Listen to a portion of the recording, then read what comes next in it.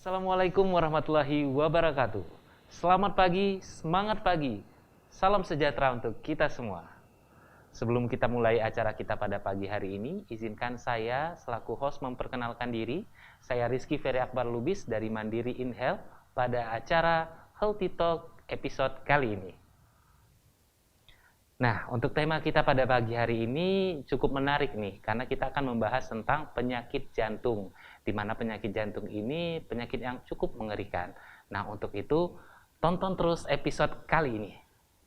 Sebelum kita masuk ke pemaparan, izinkan saya untuk memperkenalkan narasumber kita pada pagi hari ini, yaitu Dr. Wisnu Aditya, SPJP Konsultan. Terima kasih. Selaku spesialis jantung dan pembuluh darah yang akan memaparkan mengenai penyakit jantung, bukan lagi penyakit orang tua. Nah, untuk Dr. Wisnu, selamat pagi dokter. Selamat pagi Rizky, terima kasih banyak undangannya. Terima kasih juga Gimana? kepada Mandiri InHealth ya, Iya. suatu kehormatan bisa diundang ke sini. Benar sekali dok. Dan gimana kabarnya dok hari ini? Sehat ya dok ya? Terima kasih. Moga-moga Rizky sehat juga ya. Alhamdulillah dok. Nah, sebagai informasi, Dr. Wisnu ini bertugas di Rumah Sakit Jantung Jakarta. Dan beliau merupakan salah satu dokter spesialis jantung terbaik yang ada di Jakarta. Tanpa perlu basa-basi, kita langsung aja ngobrol dengan Dr. Wisnu.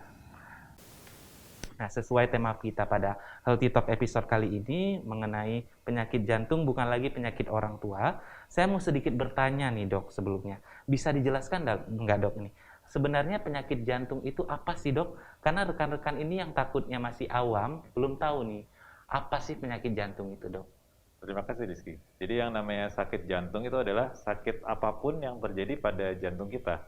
Nah, perlu diingat bahwa jantung itu sebagai organ dia cukup kompleks. Ibaratnya seperti mesin ya pada mobil. Jadi mesinnya badan itu jantung. Jadi kalau misalnya mesin itu kan kalau kita lihat banyak komponennya. Ada saluran bensin, ada piston, ada starternya gitu ya. Demikian pula dengan jantung, dia banyak komponennya. Ada arteri koroner yang ngasih makan jantung, ada katup-katup jantung, ada sistem listriknya, sistem ototnya. Jadi sakit jantung itu adalah sakit apapun atau permasalahan apapun pada komponen jantung ya. Itu secara umum kita bilang sakit jantung. Tapi kalau nanti berobat ke dokter jantung atau dokter manapun akan lebih spesifik lagi. Jadi dari jantung bagian mana sebetulnya yang sakit? Gitu. Kira-kira begitu Rizky. Baik, begitu ya dok. Jadi fungsi jantung ini menentukan semuanya ya dok ya. Betul. Jadi kalau salah satu rusak juga semua fungsi di tubuh kita juga akan mengalami untuk reaksinya ya dok ya. Ya, semua sistem badan kan berkaitan. Kalau salah satu komponen jantung bermasalah, jantung performa jantung keseluruhan jadi trouble, performa badan secara keseluruhan juga jadi bermasalah. Karena semuanya saling terinterkoneksi ya. Betul, baik dokter. Nah, lanjut nih dok. Apakah benar nih dok sakit jantung atau yang biasa kita sebut kardiovaskular ini penyebab kematian terbesar di dunia nih dok? Ya, sampai sekarang sih masih betul ya.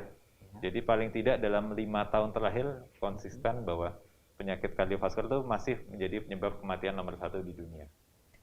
Kalau kita bilang kardiovaskular Rizky, jadi jantung dan seluruh pembuluh darah badan itu kan terkoneksi ya. Betul. Nah, itu namanya sistem kardiovaskular, kardio jantung, vaskular pembuluh darah. Nah, jadi sakit kardiovaskular termasuk sakit jantung, stroke atau sakit pembuluh darah di bagian badan manapun, misalnya sakit pembuluh darah di perifer ya, seperti kaki, tangan, dan sebagainya. Kalau data terakhir dari Amerika yang tahun 2021, itu penyebab kematian itu nomor 1 masih jantung. Masih jantung. Ya, jantung sistem kardiovaskular lah ya. Nah, kita kan juga tahu, ini kita lagi booming COVID ya, dalam 3 tahun terakhir. Angka kematian juga tinggi banget gitu. Kira-kira gimana nih posisinya dibanding sakit jantung? Ternyata nomor 1 penyebab kematian sakit jantung, 1,2 juta kematian kurang lebih di Amerika per tahun. COVID nomor 3, kurang lebih sekitar 600.000 kematian per tahun. Berarti berbanding jauh ya dok? Masih 2 kali lipatnya, paling enggak ya. Benar. Jadi tetap masih di posisi pertama lah ya dok. Juara bertahan. Benar sekali. Oke dok. Selanjutnya nih dok.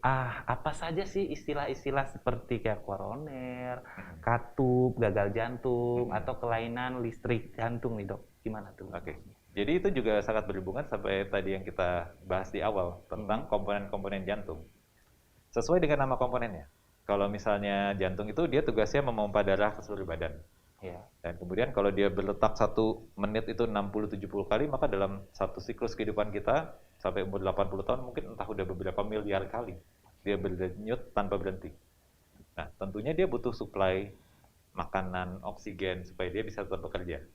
Nah, pembuluh darah jantung punya pembuluh darah khusus untuk memberi makan dirinya sendiri. Namanya arteri koroner. Jadi kalau misalnya ada kita bilang orang dipasang ring, serangan jantung, itu biasanya sakitnya di pembuluh darah koroner itu. Oh, oke. Gitu. Nah, selain itu juga tadi ada masalah namanya masalah katup jantung. Jadi kalau jantung dibelah, dia ada katupnya 4. Nah, dia katupnya ini one way valve. Jadi katup satu arah, tugasnya untuk menjamin darah yang dipompa dia jalan ke depan terus, dia nggak balik ke belakang lagi. Nah, itu fungsinya katup. Jadi kalau katupnya ada bocor atau mengeras, itu akan mengganggu pergerakan darah di dalam jantungnya. Kalau yang namanya gagal jantung, jadi jantung itu terutama dia fungsi utamanya pompa. Dan yang memompa dia struktur otot di jantung. Kebanyakan jantung strukturnya otot dan dia memompa. Nah, kalau misalnya pompanya bermasalah, pompanya turun, itu yang secara klasik dibilang masalah gagal jantung. Atau kegagalan jantung untuk memenuhi fungsi aliran darah ke badan. Jadi memenuhi suplai darah ke seluruh badan. Nah, kemudian kalau masalah listrik jantung itu juga punya sistem listrik yang mengatur seberapa cepat atau seberapa lambat dia harus berdenyut. Jadi kalau misalnya kita bilang pada saat kita istirahat, tidur gitu ya, mungkin irama jantung cukup 50 sampai 60 kali per menit saja. Tapi pada saat kita olahraga, maka demand-nya naik, jadi kita harus minta jantungnya berdenyut sampai mungkin bisa sampai 120, 140, 160 kali per menit. Nah, disinilah sistem listrik jantung berfungsi untuk mengatur kecepatan. Seberapa cepat jantung harus berdetak. Gitu. Oh gitu, berarti kurang lebih. Di tubuh kita juga ada istilahnya listrik ya dok ya? Betul. Gak cuma di kehidupan kita, Yeah. tapi dalam tubuh kita juga ada listrik ya. Gak cuma buat nge-charge HP aja. Berarti tubuh kita juga butuh casan ya dok ya? Kurang lebih begitu. Betul. Baik dok, ini lanjut nih dok, semakin lama nih kalau kita lihat, apakah penyakit jantung ini menentukan usia seseorang dok? Ya. Jadi kalau misalnya kita kena masalah jantung, kalau tidak ditangani dengan baik, ada besar kemungkinan usia harapan hidup kita lebih rendah daripada orang yang tidak ada masalah. Jadi secara umum seperti itu. Kalau populasi orang yang sudah kena masalah jantung dibandingkan yang tidak ada masalah jantung, mungkin akan harapan hidupnya lebih rendah. Jadi nomor 1, pencegahannya lebih baik. Kalau bisa kita jangan masuk populasi orang yang pernah kena serangan jantung atau pernah kena masalah jantung. Nah, tapi bukan berarti orang yang kena masalah jantung akan secara individu akan memiliki usia yang lebih rendah. Selama dia bisa menjaga kondisinya, dia maintenance lifestyle-nya, dia minum obatnya dengan rutin, maka harapannya adalah dia tidak ada bedanya dengan orang biasa. Oh gitu. Berarti usia muda, usia tua juga itu tidak menentukan ya dok ya? Kalau misalkan dia pun sakit jantung di usia muda, itu bisa terjadi ya dok? Bisa Karena sekali. mungkin seperti dokter bilang tadi, dari gaya hidup, lifestyle-nya gitu ya dok ya? Oke, I see. Terus dok, aku mau nanya sedikit nih dok, mengenai yang tadi dokter sebutkan, itu kan ada kayak pemasangan ring, itu apakah dalam kondisi si tubuh pasien ini, jika dia tidak mau menggunakan ring ini, apakah berpengaruh akan makin parah nih penyakit jantungnya ketika dia tidak mau menggunakan itu dok, tindakan tersebut? Jadi gini, nomor 1, ini ada kelompok penyakit yang namanya arteri koroner ya. Kalau kita ngomong masalah ring jantung ya, intervensi jantung. Kebanyakan masalah arteri koroner. Jadi tadi kita udah bahas bahwa ini jantung. Ada pembuluh darah yang ngasih makan dia. Jadi kalau jantung tuh kurang lebih besarnya kayak buah alpukat gitu di tengah badan. Ini pembuluh darah ini di atasnya, di luarnya. Dia kayak akar pohon. Dia ngasih makan jantung. Nah, kalau pembuluh darah ini ada masalah sumbatan, ya. Kalau bisa sumbatannya terjadi pelan-pelan, bisa tiba-tiba. Kalau tiba-tiba namanya serangan jantung. Kalau pelan-pelan kita bilangnya ya angina stabil lah, stabil coronary artery disease. Nah, apakah dia harus dipasang ring apa enggak? Tergantung dia mengganggu atau tidak. Kalau misalnya dia sudah ada sumbatan, tetapi dia masih cukup memberikan suplai jantung, maka tidak perlu jawabannya. Dan tergantung juga dari kebutuhan pasiennya. Kalau misalnya pasiennya seseorang yang udah usianya lanjut ya, misalnya ya kita bilanglah 80 ke atas, sudah di rumah aja, dia nggak aktivitas berat lagi, mungkin ada sumbatan pun nggak diapa-apakan, masih nggak apa-apa. Tapi kalau dia masih relatif muda, misalnya dia umur 40, dia masih mau olahraga berat, terus dengan olahraga itu kelihatan bahwa terbukti jantungnya tidak cukup suplai darah ke dia ada sumbatan dan tidak cukup suplai darah ke jantungnya, maka mungkin ya jawabannya adalah dibuka, dipasang stent misalnya. Berarti kalau misalkan si pasiennya tidak mau menggunakan ring, dilihat dulu ya dok dari kondisi tubuhnya si pasien. Betul. Ya, apakah dia masih sanggup ataupun tidak. Dan kalaupun misalkan berkelanjutan nih dok, dia udah nggak bisa pasang ring, maksudnya nggak mau pasang ring si pasiennya, apakah kedepannya itu harus ada tindakan yang lebih besar lagi seperti bypass gitu dok? Ya, jadi nomor satu ada dua kelompok dulu. Nomor satu, apakah itu serangan jantung atau tidak? Kalau dia serangan jantung, maka sebaiknya dibuka revaskularisasi ya, sumbatannya dibuka. Apapun caranya, mau caranya pasang stent, ring atau stent jantung ya. Jadi bahasa medisnya tuh stent jantung sebenarnya. Kalau bahasa populernya ring. Ya. Atau dioperasi bypass, apakah dibuka saja dengan balon, tidak dilakukan pemasangan apa-apa. Semuanya opsi, tergantung pada kondisi spesifik pasiennya. Nggak bisa disamaratakan. Kadang-kadang ada pertimbangan medis kayak background klinisnya ya, umurnya berapa, terus ekspektasinya apa, olahraganya gimana, risikonya apa, gitu. Juga ditentukan faktor masalah teknis. Misalnya pembuluh darahnya ada kelainan terlalu besar, nggak bisa dipasang stent atau dipasang ring, ya bisa juga. Oh gitu. Ya, jadi kombinasi dari semua ini yang membuat seorang dokter memutuskan apakah akan dipasang stent atau tidak. Ya. Juga tentunya yang memutuskan terakhir adalah keputusan akhir di pasien, karena badannya punya pasien. Iya. Ya. Benar. Iya dok, mohon maaf tadi nanya dok soalnya pengalaman pribadi dok. Jadi nanya sedikit ya. Konsultasi benar dok. Nah selanjutnya nih dok, apakah masalah pada lifestyle ini harus dihindari nggak dok, seperti pola makan, kesalahan olahraga, yang biasanya ya yang menonton ini kan biasanya olahraga nih, apakah akan memicu penyakit jantung juga nih dok? Oke, jadi kita mau bicara tentang sakit jantung yang kayaknya usia makin muda ya. Betul. Nah. Saya nggak nunjuk Rizky karena Rizky muda. Jadi ya memang benar ada beberapa faktor yang bisa menyebabkan orang terkena sakit jantung. Yang faktor risiko klasiknya tuh kalau misalnya ada darah tinggi, ada gula, ada faktor turunan, ya, kolesterol tinggi dan merokok. Ini adalah 5 faktor risiko utama seseorang bisa terkena sakit jantung koroner. Dan sama juga risiko terkena stroke, risiko terkena sakit pembuluh darah lain sama 5 ini. Nah, kalau misal dan jadi sakit jantung koroner itu multifaktorial, bisa macam-macam penyebabnya. Ada yang orang yang dominan masalah genetik, ada yang dominan lifestyle-nya buruk, ada yang dominan merokoknya kuat sekali misalnya, ada yang dominan mager abis, nggak pernah olahraga. Nah, ini semuanya faktor risiko terkena sakit jantung juga dan dominan. Jadi ada orang yang misalnya faktor risiko genetiknya dominan banget nih, artinya dia udah lifestyle-nya bagus, dia udah makannya sehat, dia udah sering olahraga, bisa kena juga, masih mungkin. Terus dalam sisi lain, ada juga orang yang misalnya nggak ada faktor genetiknya. Tapi dia makannya jelek, atau dia makannya jorok ya, banyak sekali makan yang berkolesterol tinggi, ngerokoknya kuat, nggak pernah olahraga, kena juga. Gitu. Multifaktorial, di setiap orang tidak sama, ya. Dan ada hal yang bisa kita perbaiki, ada yang tidak. Caranya. Sedikit nih dok, menyanggah tentang gaya hidup ya. Misalkan nih si pasien, dia perokok aktif.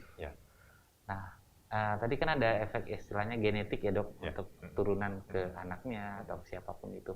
apakah misalkan untuk si perokok pasif ini bisa juga kemungkinan terjadi nggak dok, istilahnya untuk memicu jantung? Kan biasanya yang merokok nih, Ya. yang berbahaya kan, perokok aktif. Apakah perokok pasif juga bisa kena nih dok? Ya tentunya ya, maksudnya kalau kita ngomong perokok pasif, maka mesti dilihat lagi sepasif apa. Maksudnya apakah dia exposure-nya setiap hari, misalnya ada anggota keluarganya yang merokok di rumah ya, maka dia betul. terkena setiap hari. Artinya dia bisa aja setara dengan perokok aktif. Oh Masih gitu. mungkin. Tapi ya intinya adalah sebisa mungkin hindari paparannya. Nah, bicara sama rokok gini, kenapa rokok itu bisa bikin sakit jantung? Iya betul. Jadi ini masalah di pembuluh darah. Jadi ini ada pembuluh darah ya, pembuluh darah. Kalau ada yang namanya sakit jantung koroner itu, di pembuluh darahnya terus bisa ada namanya plak, muncul sumbatan. Oke. Nah, namanya plak aterosklerosis atau sakit pembuluh darah. Dalam hal ini kita ngomongin pembuluh darah jantung ya. Biasanya gini mekanismenya. Jadi lapisan pembuluh darahnya namanya endotel, dia ada yang luka biasanya. Luka, terus komponen kolesterol ada yang masuk ke dalam pembuluh darah. Oke. Dia bikin peradangan ya, jadi dia menebal, makin lama makin menebal. Ya, kalau misalnya dia makin banyak lukanya dan konsentrasi kolesterol di darah makin banyak, maka bisa makin besar lama-lama. Gitu, seperti itu. Nah, rokok itu dia berperan di membuat luka pada pembuluh darahnya ini. Jadi kerusakan endotel istilahnya. Oh, Gitu. oke. Jadi kalau kita hindari rokok sebisa mungkin, baik aktif, baik pasif, artinya kita bisa menghindari masuk start awal pembentukan si sumbatan itu. Oke, gitu. Berarti baik aktif maupun pasif bisa saja terjadi ya dok ya? Bisa, ya. Bisa ya. Jadi tergantung dari berapa lama paparannya, seberapa sering. Semakin sering akhirnya semakin besar ya dok? Ya, kalau bisa sih dihindarinya sampai 0, jangan sampai terpapar sama sekali. Karena kan keluarga itu ada salah satunya orang tua perokok aktif Rokok, nih, ya, Dok. ya. Nah, Jadi sehingga yang harus membuat- disadari buat yang rokok aktif juga gitu. Merugikan yang tidak merokok. Betul. Ya, nggak cuma tanggung jawab ke dirinya sendiri saja. Betul. Oke, Dokter Wisnu, satu pertanyaan lagi nih mengenai penyakit jantung juga, karena pada episode kali ini kan kita ngangkat temanya penyakit jantung ini bukan penyakit orang tua saja ya dok Oke, ya. oke. Nah, berhubung karena kita sudah pandemi nih, udah selama 2 tahun ini, banyak ya dok untuk anak-anak muda yang saat ini, yang kita bilang kemarin juga terinfeksi dengan virus si corona ini, COVID ini ya dok ya. Apakah mempengaruhi untuk pemicu si penyakit jantung ini di usia muda dok? Oke. Jadi ada dua hal nih ya. Nomor satu, sakit jantung di usia muda. Yang kedua, corona sama sakit jantung ya. Iya, Ya, betul. oke. Kita lihat angka-angkanya dulu ya, statistik ya. Jadi kalau zaman dulu, orang yang sakit jantung itu jarang sekali di bawah umur 40. Oke. Kebanyakan, jadi istilahnya sakit jantung tuh sakitnya orang tua deh, umur 60, 70, 80 gitu. Tapi kalau dari lihat data tahun lalu, di Amerika dan Eropa, ternyata dari semua orang yang sakit jantung, 1 dari 5 itu umurnya di bawah 40. Oke. Jadi artinya ada, dan ternyata orang yang terkena sakit jantung di usia yang sangat muda, kayak misalnya antara 20-30-an, itu terus meningkat. Jadi setiap tahun itu naik kurang lebih 2%. Jadi ini kelihatannya tidak terbantahkan bahwa sakit jantung tuh makin lama makin menyerang yang usianya lebih muda. Nah, ini juga tentunya berhubungan sama pola makan, lifestyle, kebiasaan ya. Jadi memang kelihatannya karena kita mungkin cenderung jadi lebih nyaman, tidak harus terlalu banyak bergerak seperti dulu ya.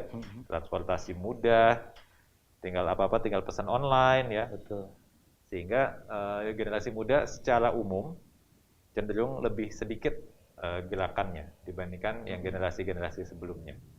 Seperti itu. Dan kemudian ini kelihatannya berpengaruh juga sama prevalensi munculnya sakit jantung. Sama mungkin jumlah orang yang merokok meningkat ya. Semua ini berpengaruh ke sakit jantung yang usianya makin lama makin muda.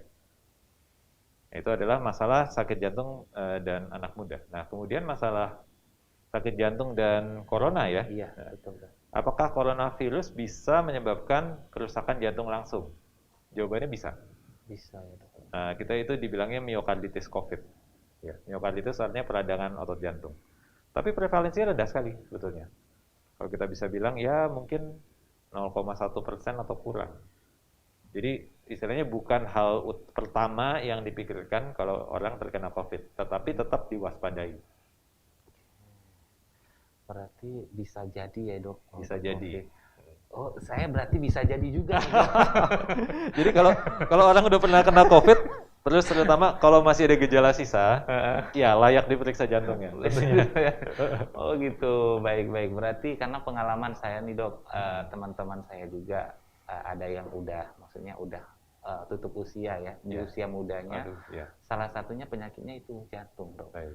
Umurnya malah di bawah saya dok, makanya ini saya udah deg-degan pas dokter bilang tadi usia tidak menentukan usia, jadi siapa aja bisa kena ya dok. Ya. Jadi gini, kan ada faktor risiko yang bisa kita periksa, ada yang tidak gitu kan.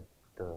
Dan tadi kalau kita bilang faktor risiko kayak darah tinggi, sakit gula, kolesterol ya, itu bisa kita periksa. Jadi memang anjurannya untuk orang yang sudah di atas 40 tahun, dianjurkan check up 1 tahun sekali.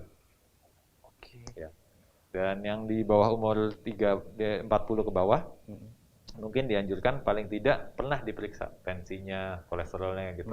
Nggak harus rutin tapi pernah diperiksa. Sehingga kalau ada hal-hal yang aneh, langsung ketahuan. Bisa langsung diintervensi dengan harapan kita bisa mencegah sebelum terjadi. Betul.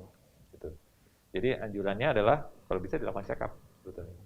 Buat tahu baseline risk factor kita, dan kelihatannya rekomendasinya akan berubah. Kalau sekarang orang-orang yang kena sakit jantung makin lama makin muda, mungkin nantinya umur 30 ke atas sudah dianjurkan check up rutin. Oke, baik dok. Berarti intinya dari tema kita juga penyakit jantung ini bukan lagi penyakit orang tua ya dok. Betul ya. Jadi di usia muda pun seperti Rizky ini yang udah menginjak di angka 3 ya dok. Sudah harus waspada. Waspada. Oke dok, terima kasih dok untuk penjelasannya. Terima kasih. Oke, baik. Selanjutnya di satu pertanyaan terakhir nih dok.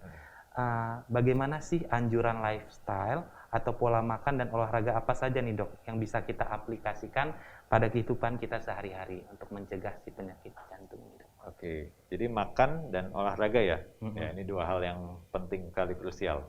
Iya. Nomor 1 untuk makan, pasti jangan banyak makan yang tinggi konsentrasi kolesterol dan lemaknya. Jeroan ya. Oh, justru itu yang enak dok. Oh iya. Iya. Saya suka juga. Justru Tapi bedanya kalau dokter jantung, kita waktu makan kita tahu risikonya. gitu. Bener-bener dok. Terus apa lagi nih dok? Jadi jangan banyak makan yang lemak-lemak, yang kolesterol ya.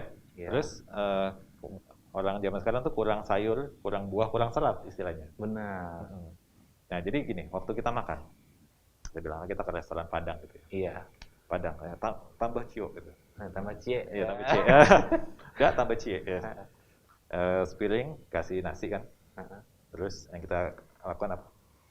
Kasih kuah rendang, kasih kuah gulai, tambah ayam, tambah sayur. Lama-lama jadi gunung. Benar. Nah, sebenarnya triknya adalah sebenarnya lebih enak kalau kita bayangkan piring itu dibagi 4. Jadi dibagi 4, yang 1/4 itu nasi, 1/4-nya lauk pauk ya. Lauk pauk misalnya mau ikan, mau ayam, nggak apa-apa. 1/4-nya sayur, 1/4-nya buah. Harus ada buah juga. Ya, jadi artinya kita makannya seimbang, gitu. Jadi karbohidratnya ada, bukan dilarang enggak. Terus ada proteinnya, terus dapat seratnya ya, sayur, dapat vitamin-vitamin yang berguna esensial di buah. Dan kita nggak makan berlebihan. Kalau makan banyak, maksudnya makannya sering tapi sedikit, boleh dok? Itu juga trik yang cukup bagus. Triknya cukup bagus ya. Jadi ada salah satu tips itu buat menghindari makan banyak. Justru jangan makan pada saat lapar. Kalau kita lapar, makannya jadi banyak. tidak terkontrol. Kita Betul. makan terus ya. Jadi misalnya daripada kita makan 3 kali sehari, bisa saja kita atur makan 5 kali sehari. Tapi tiap kali porsinya dikecilin. Nah, di antara makan ada snacknya, nggak apa-apa. Tapi kalau snacknya lebih dianjurkan yang banyak serat supaya kita nggak terlalu lapar istilahnya. Tapi nggak nambah kalori banyak. Jadi misalnya snacknya sayur atau buah. Gitu. Jadi pada saat makan berikutnya kita udah nggak terlalu lapar. Betul. Jadi makan sebelum lapar, berhentilah sebelum kenyang. Gitu Betul, ya, Dok? itu bisa. Oke. Terus untuk olahraga nih, Dok, Heeh. yang bisa dianjurkan nih, yang bagus untuk Ya. kehidupan kita juga, Dok. Jadi kalau secara teori ya, untuk sehat, olahraga itu harus ini rekomendasi WHO dalam 1 minggu kurang lebih paling nggak 5 hari dalam seminggu. Nah, tiap kali olahraga 20-30 menit, jenisnya yang kardio. Kardio itu artinya Kardio. yang intensitasnya nggak terlalu tinggi, tapi bisa dipertahankan dalam kurun waktu tertentu. Misalnya lari, terus berenang, sepeda, aerobik gitu ya, kayak cross trainer, mau zumba nggak apa-apa. Apapun yang penting ada durasinya intensitasnya nggak tinggi, durasinya ada waktu tertentu gitu. Intensitasnya mungkin sedang gitu ya. Jangan terlalu sering juga ya, Dok ya. Kita ngomong ini untuk kesehatan ya. Tapi kalau yang dicari adalah performance, beda lagi nanti.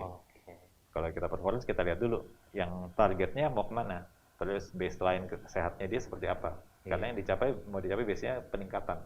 Betul. Gitu. Karena ada juga nih kasusnya, Dok, yang pengen ngerubah bentuk tubuh ya, olahraga yang berlebihan. Terus ujung-ujungnya pas sakit, salah satunya itu penyakit jantung. Bisa jadi ada. Jadi memang kalau dia misalnya bilang angkat beban ya, itu namanya resistance training. Resistance training dia melawan beban tertentu dengan tujuan meningkatkan misalnya volume otot gitu. Bagus juga sebenarnya, dan itu juga sebenarnya bisa dimasukkan dalam latihan rutinnya, nggak apa-apa. Malah bagus dibandingkan murni cardio saja, di mix sama resistance training itu bagus sebetulnya. Nah, kalau misalnya cardio itu cukup efisien buat menurunkan berat badan, kalau resistance training itu juga sebenarnya dia efisien buat mempertahankan berat badan supaya nggak gampang naik. Karena dengan ototnya lebih besar, ya lebih bagus, jadi metabolisme basalnya lebih tinggi. Jadi malah anjuran saya dilakukan dua-duanya kalau memang memungkinkan. Oke, karena bagi saya kayaknya agak sedikit mageran nih orang untuk olahraga. Jadi gitu ya, Dok. Jadi banyak hal yang harus kita lakukan untuk menghindari si penyakit jantung ini, baik dari lifestyle, olahraga juga, asupan gizi yang kita masukkan ke dalam tubuh kita juga, gitu ya, Dok ya. Terus kayak attitude-nya kayak misalnya milih makanan yang tepat, terus tidak merokok, nah itu juga berpengaruh. Pengaruh sekali. Oke, wah banyak sekali ilmu yang kita dapat hari ini dari penjelasan Dr. Wisnu ya. Ternyata banyak hal yang dapat kita lakukan dan dihindari demi menghindari penyakit jantung itu. Nah, oke Dr. Wisnu, terima kasih banyak atas penjelasannya ya, Dok, hari ini. Baik, itulah pemaparan langsung dari Dr. Wisnu untuk Healthy Talk hari ini. Dan dari pemaparan tadi Rizky dapat merangkum 3 poin penting. Yaitu pertama, pentingnya menjaga pola makan dan gaya hidup, seperti mengurangi gaya hidup dan pola makan tidak sehat ya. Kemudian hindari rokok, menjaga kolesterol atau kontrol tekanan darah ya, Dok ya. Dan satu lagi, minum lebih banyak air putih dan hindari alkohol, salah satunya, Dok. Ya, juga. Betul ya. Baik. Sekali lagi kami sampaikan terima kasih untuk Dr. Wisnu atas ilmunya yang luar biasa untuk kita semua. Terima kasih. Dan demikian tadi acara Healthy Talk kita hari ini. Semoga apa yang disampaikan hari ini bisa bermanfaat bagi kita semua. Dan kami mohon maaf apabila ada kurang berkenan atau pada acara kita hari ini tutur kata Rizky yang kurang berkenan untuk penonton-penonton yang mendengarkan atau menyaksikan.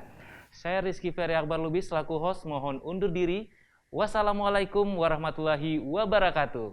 Salam Mandiri in Health.